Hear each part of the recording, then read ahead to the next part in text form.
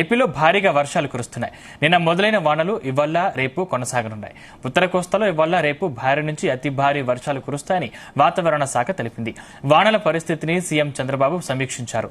తీసుకోవాల్సిన జాగ్రత్తలపై అధికారులపై పలు సూచనలు చేశారు. వర్షాలు కురుస్తున్న ప్రాంతాల్లో స్కూళ్లకు సెలవు ప్రకటించారు. భారీ వర్షాలు కురిస్తే ప్రాంతాల్లో ప్రజలకు SMS మెసేజ్లను పంపాలని చంద్రబాబు సూచించారు. వాగులు, వంకల వద్ద హెచ్చరిక బోర్డులు ఏర్పాటు చేయాలని సీఎం చంద్రబాబు అధికారుల్ని ఆదేశించారు.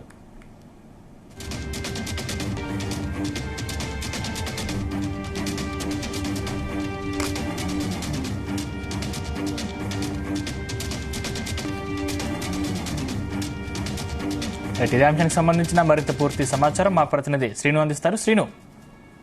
సందీప్, ఉత్తర కోస్తాలో భారీ నుంచి అతి భారీ వర్షాలు గత 2 రోజుల నుంచి కురుస్తూ ఉన్నాయి. అయితే ఈ బంగాళాఖాతంలో ఏర్పడినటువంటి అల్పపీడనం వల్ల ఈ భారీ వర్షాలు అయితే కురుస్తున్నాయని చెప్పుకోవచ్చు. పశ్చిమ వాయువ్య దిశగా కదులుతూ మరింత బలపడుతుంది ఈ అల్పపీడనం. అయితే రానున్న 24 గంటల్లో కూడా భారీ వర్షాలు అయితే కురుస్తాయంటూ ఇప్పటికే వాతావరణ శాఖ అయితే తెలపడం జరిగింది. ఈ తీవ్ర అల్పపీడనం వల్ల కోస్తా జిల్లాల్లో భారీ వర్షాలు అయితే కురుస్తాయని ఇప్పటికే వాతావరణ శాఖ అయితే తెలియజేయడం జరిగింది. తీరం వెంబడి 45 నుంచి 55 కిలోమీటర్ల వేగంతో ఈదురుగాలు కురుస్తాయి అంటూ కూడా ఇప్పటికే వాతావరణ శాఖ అయితే తెలియజేయడం జరిగింది. పలు జిల్లాల్లో ఇప్పటికే భారీ వర్షాలు అయితే నమోదవుతూ ఉన్నాయి. అటు అల్లూరు జిల్లా, విశాఖ, విజయనగరం జిల్లాల్లో ఇప్పటికే దాదాపుగా 9 సెంటీమీటర్ల వర్షపాతం అయితే నమోదవడం జరిగింది. అయితే ఈ నేపథ్యంలోనే సీఎం చంద్రబాబు నాయుడు సమీక్ష కూడా నిర్వహించడం జరిగింది.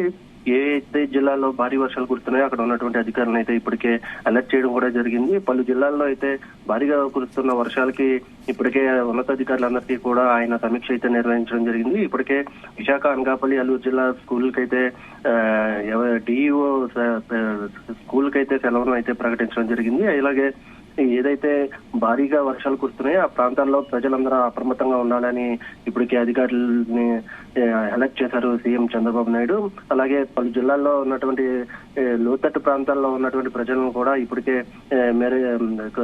పునరావాస వాసాలకైతే తరలించాలని ఇప్పటికే సూచించడం జరిగింది. అయితే రానున్న మరో 3 రోజులు అయితే భారీ వర్షాలు కురవనున్నాయి. ఈ నేపథ్యంలోనే అక్కడ ఉన్నటువంటి అధికారులందరినీ కూడా అలర్ట్ చేయడం జరిగింది. అయితే ఏదైతే భారీగా కురిసే వర్షాలు కురిసే ప్రాంతాలు ఉన్నాయో అక్కడ ఉన్నటువంటి ప్రాంతాల్లో ఉన్నటువంటి ప్రజలకు సురక్షితమైన ప్రదేశాలకు అయితే తరలించమని ఇప్పటికే సీఎం జగన్ అయితే ఆదేశాలు జారీ చేశారు.